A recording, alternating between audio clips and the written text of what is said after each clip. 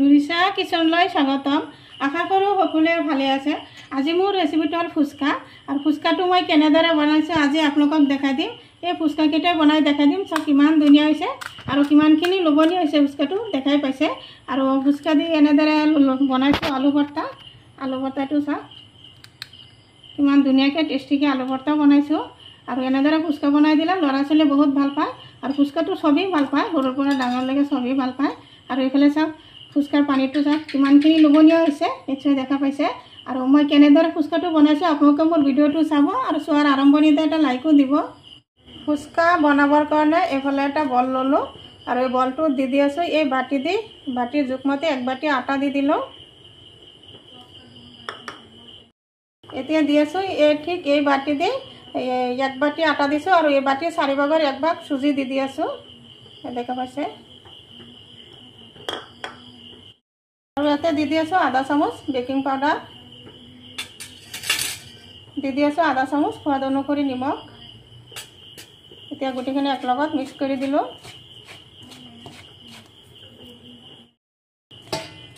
ভালদৰে একলগত মিক্স কৰি দিলোঁ। আৰু এতিয়া দি আছোঁ ঠাণ্ডা পানী, অলপ অলপকৈ ঠাণ্ডা পানী দিম আৰু ডোটো বনাই ল'ম।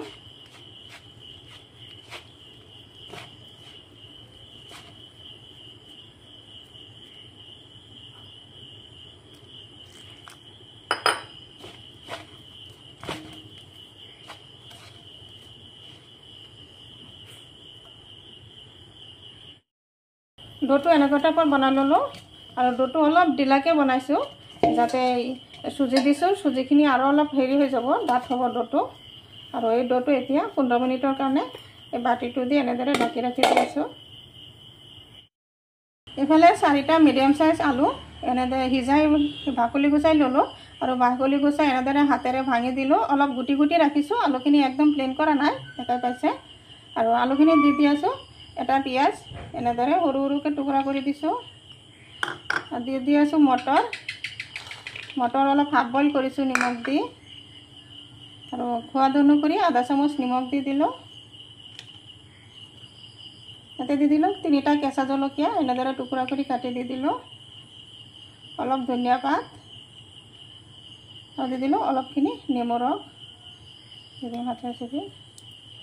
নেমু ৰস দিলে ভাল এটা চেণ্ট আহে, আৰু এইটো নেমুৰ গোন্ধটো বহুত ভাল, বহুত টেষ্টি হয় খাই। ৰসটো দি দিলোঁ। এতিয়া ভালদৰে একলগত মিক্স কৰি দিম।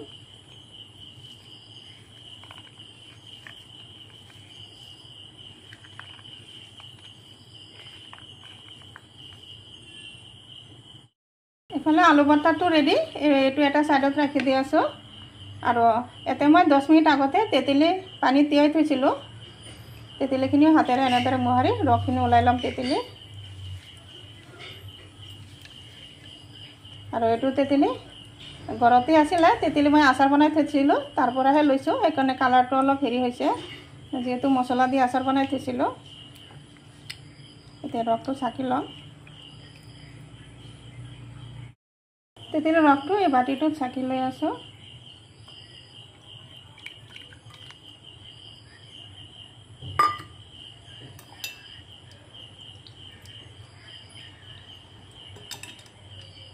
এইখিনি অলপ হাতেৰে চেপি ৰসটো ওলাই দিম, এনেকৈ হৈছে, এনেকৈ আঁতৰাই দিম। তেঁতেলীৰ ৰসটো চাকনিৰে চাকি ল'লোঁ ভালদৰে, আৰু এইটো গিলাচেৰে 1 গিলাচ পানী দি দিলোঁ। আৰু ইয়াতে দি দিলোঁ আধা চামুচ সোৱাদ অনুসৰি নিমখ। ইয়াতে আৰু আধা গিলাচ পানী দি আছোঁ। ইয়াতে দি আছোঁ আধা চামুচ জলকীয়া গুড়ি, আৰু ইয়াতে জিৰা গুড়ি আৰু ধনিয়া গুড়ি একলগত মিক্স আছে, আধা চামুচমান দি দিলোঁ অলপখিনি হালধি গুড়ি। ইয়াতে দি দিলোঁ ধনিয়া পাত, আৰু 2টা নেমু পাত দি দিলোঁ। এইটো নেমু পাত বহুত হেৰি আছে, গোন্ধ এটা ভাল, বহুত গোন্ধ, এইটো খাই গোন্ধটোও ভাল লাগে। আৰু গোন্ধ থকা নেমু ৰসো দি আছে। এইটো নেমু ৰস আৰু নেমু পাতে এইটো টেষ্ট হ'ব, বহুত ভাল এটা গোন্ধ আছে।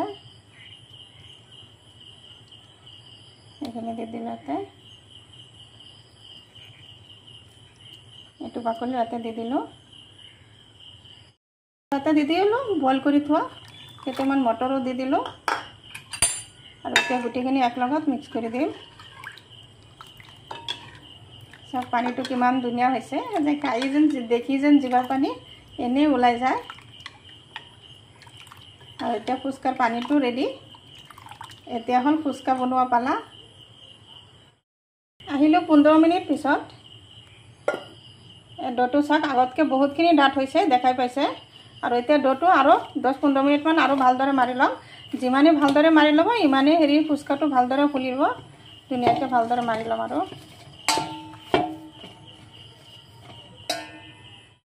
ডোটো এনেদৰে ধুনীয়াকৈ আৰু 10 মিনিটমান মাৰি ল'লোঁ। চাওক ডোটো অলপো হাতত লাগি নাহে, ইয়াতেতো কোনো তেল দিয়া নাই। তেল চৰাই হাতেৰে এনেদৰে ডোটো কৰি লৈছোঁ, মোহাৰি লৈছোঁ। এতিয়া ডোটোক 4টা ভাগ কৰিম।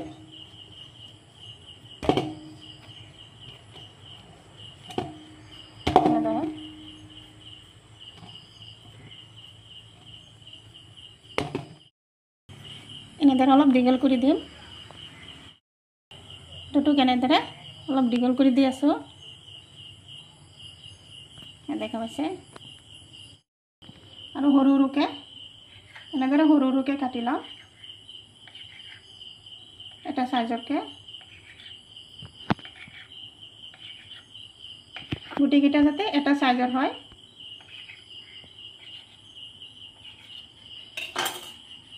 দেখা পাইছে। আৰু গোটেইকেইটা এনেদৰে কাটি লওঁ। এনেদৰে বুঢ়া আঙুলি দি এনেদৰে অলপ টিপি দিলোঁ। আৰু এতিয়া বেলনাটো দি অলপ বেলি দি আছোঁ, এই দেখাইছে। অলপ দীঘলকৈ বেলি ল'লোঁ এনেদৰে, আৰু এনেদৰে ওলোটাই দি দিলোঁ। এনেদৰে দুয়োটা চাইডত এনেদৰে অলপ বেলি ল'লোঁ। আৰু বেলনাটোত অলপ তেল লগাই ল'লোঁ।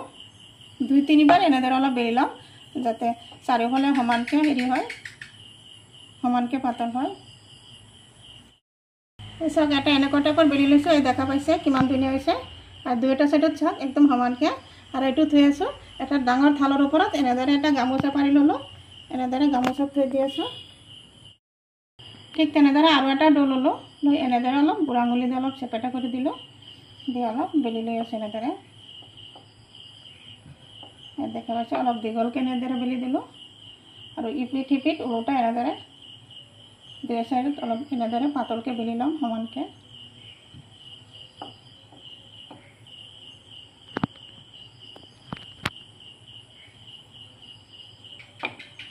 এইটো হৈ গ'ল, দেখা পাইছে। ঠিক তেনেদৰে আৰু এটা বনাই দেখাই দি আছোঁ। এছা প্ৰথমতে এনেদৰে অলপ দীঘল কৰি ল'লোঁ, একদম সমানকৈ। ওলোটা চাইড এনেদৰে দি দিলোঁ আৰু অলপ।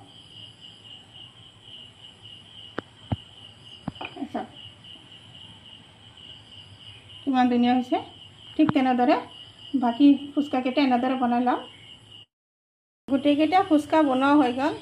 চাওক বনাই মই এই গামোচাটি দি এনেদৰে ধুনীয়াকৈ ঢাকি দিলোঁ। দেখা পাইছে কিমান ধুনীয়া হৈছে। চবকেইটা ফুচকা ধুনীয়াকৈ বনাই ল'লোঁ। আৰু এতিয়া আকৌ ঢাকি দি আছোঁ। এইফালে গেছত কেৰাহী এটা তেল বহাইছোঁ, তেল গৰম হৈ আছে। তেলখিনি গৰম হ'লেহে ইয়াৰ পৰা এটা এটাকৈ ল'ম আৰু তেলত দিম। এইফালে গেছত তেল বহাইছিলোঁ আৰু তেল গৰম হৈ গ'ল। আৰু ফুচকা ভাজোঁতে তেলখিনি ভালদৰে গৰম কৰিব লাগে। প্ৰথমতে এটা ফুচকা দি দিলোঁ, দি চেক কৰি চালোঁ। চাওক এইটো ফুচকা ফুলি গ'ল, দেখাই পাইছে। ওলোটাই দি আছোঁ, আৰু এটা দি আছোঁ।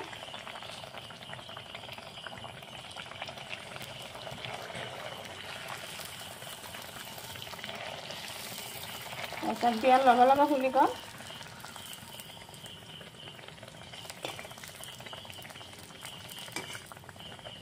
নুলতে কিমান ধুনীয়াকৈ ফুলিছে। এনেদৰে ওলট পালট কৰি অলপ গোল্ডেন কালাৰ বনাই নমাই দিম। এই চাওক ফুচকাকেইটা একদম বজাৰৰ ফুচকা নিচিনা ফুলিছে। এই দেখা পাইছে ওলট পালট খাইছে এনেদৰে কিমান ধুনীয়াকৈ ফুলিছে। আৰু এই দুটা ফুচকা এতিয়া উঠাই লৈ আছোঁ, প্লেটত উঠাই দিলোঁ। ঠিক তেনেদৰে আৰু এটা দি দিলোঁ এনেদৰে দি হেতাটো দি অলপ চেপেটা কৰি দিছিলোঁ এনেদৰে হেতাটো অলপ দেৰিলে ফুচকাটো ফুলি উঠি যায় এই দেখা পাইছে লগ ফুলি গৈছে দেখা পাইছে এই দুটাও ইমান ধুনীয়াকৈ ফুলি উঠিছে আৰু দি আছোঁ মই ঠিক তেনেদৰে একদম লগ ওপৰত উঠি যায় ফুলি ইমান ধুনীয়াকৈ ফুলি উঠিছে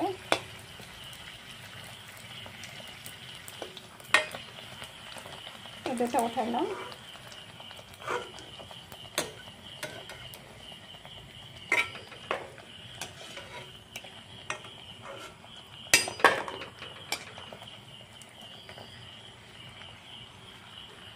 এইটো উঠাই লৈ আছোঁ ঠিক তেনেদৰে আৰু দুটা দি দিলোঁ লগ তেলৰ ওপৰত উঠি আহে লগ ফুলি গৈছে একদম লগে এনেদৰে নুলটোৱে দেখা পাইছে ফুলি কিমান হেৰি বলৰ নিচিনা হৈ গ'ল